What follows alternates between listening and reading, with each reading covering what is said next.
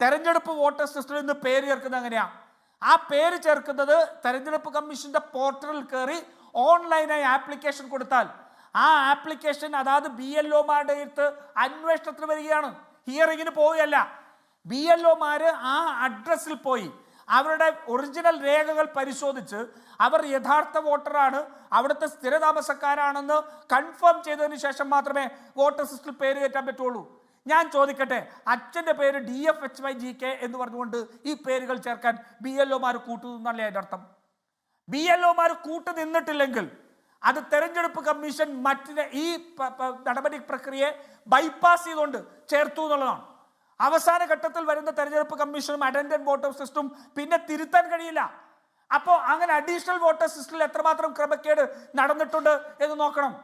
തൃശ്ശൂർ എങ്ങനെ ഇത്തരത്തിൽ HDFK എന്നുള്ളതും അല്ലെങ്കിൽ ഒരു റൂമിൽ തന്നെ ഇത്രമാത്രം ആൾക്കാർ വോട്ട് ചേർക്കുന്ന സാഹചര്യം എങ്ങനെ ഉണ്ടായി പരിശോധിക്കണ്ടേ?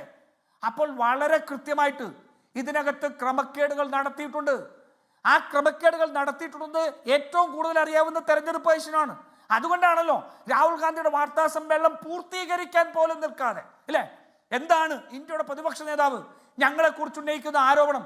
ആ ആരോപണം ഞങ്ങൾക്കൊന്ന് കേൾക്കട്ടെ, എന്നിട്ട് ആ കേട്ടതിൽ വസ്തുതയുണ്ടോ എന്ന് ഞങ്ങളൊന്ന് വിലയിരുത്തട്ടെ, അതിനുശേഷം ഞങ്ങളൊരു മറുപടി പറയാം എന്നല്ലേ സാധാരണ തീരുമാനിക്കുക. പക്ഷെ തെരഞ്ഞെടുപ്പിന്റെ ആ രാഹുൽ ഗാന്ധിയുടെ വാർത്താ സമ്മേളനം പൂർത്തീകരിക്കാൻ പോലും നിൽക്കാതെ രാഹുൽ ഗാന്ധിക്ക് നോട്ടീസ് അടിച്ചു കൊടുത്ത ടീമാണ് ഇവർ.